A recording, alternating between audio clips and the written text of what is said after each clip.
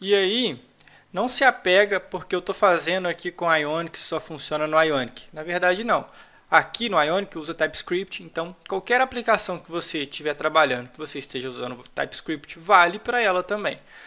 Se for JavaScript puro, a ideia é exatamente igual, só vai mudar algumas coisas. Por exemplo, a arrow function no JavaScript puro é um pouco diferente, esse tipo de coisa. Mas basicamente a ideia é a mesma. Então eu estou com o mesmo exemplo aqui e é o seguinte, o primeiro exemplo aqui, quando eu clicar no botão que tem ali na tela do app, calcular, ele vai chamar esse método aqui.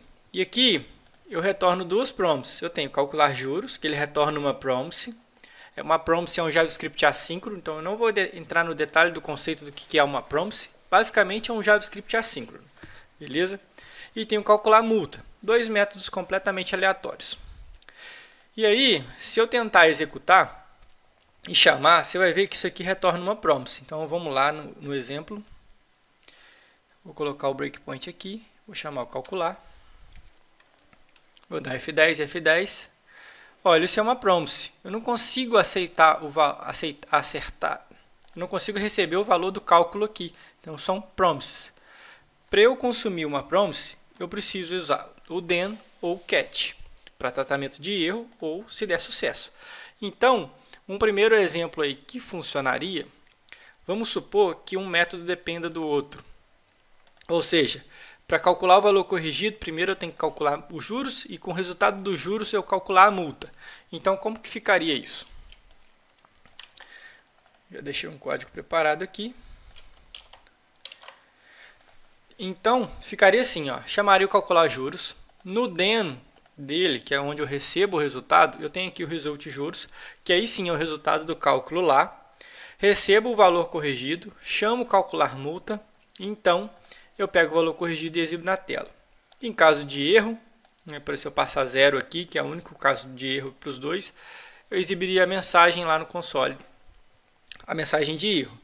Então você pode ver que isso aqui ficou um pouco aninhado o código. Se eu tivesse outra promise que dependesse, eu teria que chamar aqui dentro. Então vou executar aqui só para você entender. Esperando compilar. Beleza. E aí como é que vai ficar? Vou deixar o breakpoint ali, um outro aqui dentro e um outro aqui dentro, porque eu não consigo fazer a execução ali porque são promises. Então vou clicar no calcular, o valor corrigido está zero. O JavaScript é assíncrono, então se eu der F10 aqui, ó, ele vai sair da função, ó, já acabou. Por isso que eu não consigo colocar logo uma embaixo da outra. Aí ele vai entrar aqui, vai pegar o cálculo dos juros, que deu 110, vai passar ele para o cálculo da multa. Então se eu der F10, ó, ele sai também, vai embora. Aí chegou aqui, ó, o cálculo da multa, 160. E aí ele vai dar aqui o valor corrigido, que é 160, nos juros e multa. Porque a multa nada mais é do que R$50 aqui e os juros de 10%. Então, ele exibiu aqui, ó, 160.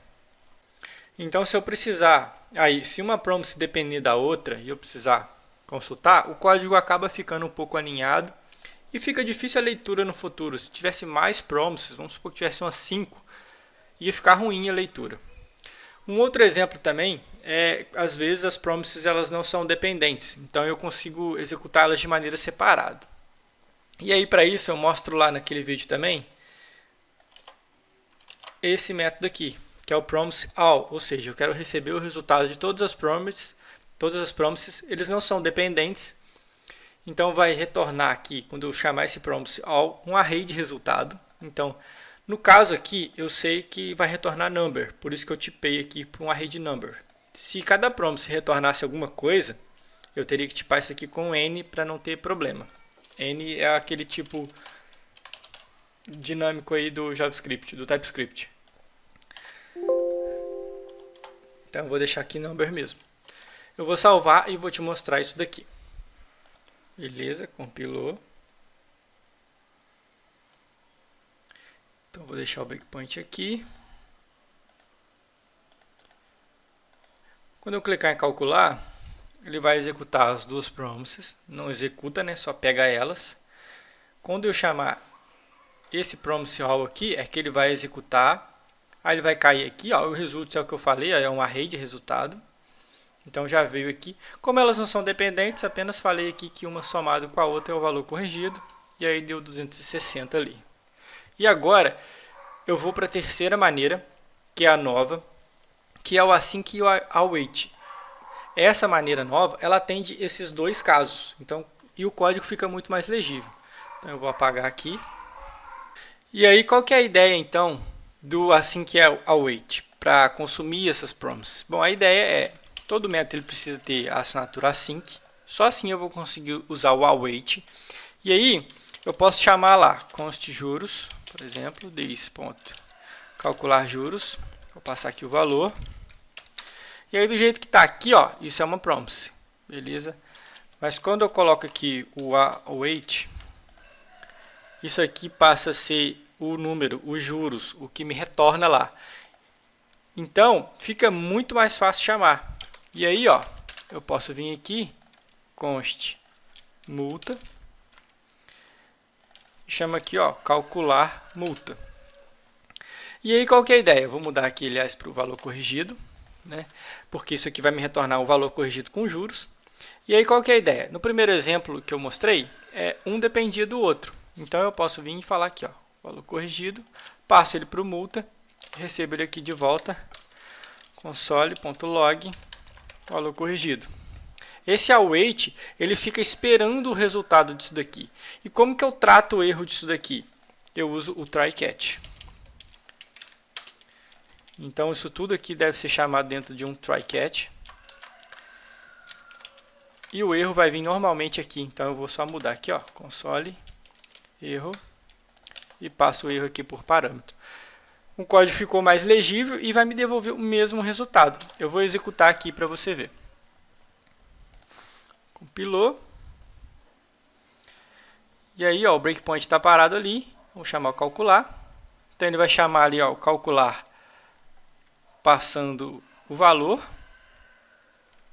Então, Shift F11 aqui. Só é chato para depurar, beleza? Então, vou dar um F8 aqui. Ele já calculou ali, ó, os dois casos, ele esperou, então já me deu o valor corrigido aqui do primeiro resultado, que é o 160, que eu exibi aqui. Agora, se um não dependesse do outro, esse aqui foi exatamente o primeiro exemplo, que um depende do outro. Se um não dependesse do outro, era só eu passar aqui o valor nas duas. Eu venho aqui, const juros, const multa, aí o valor corrigido é igual a juros mais multa.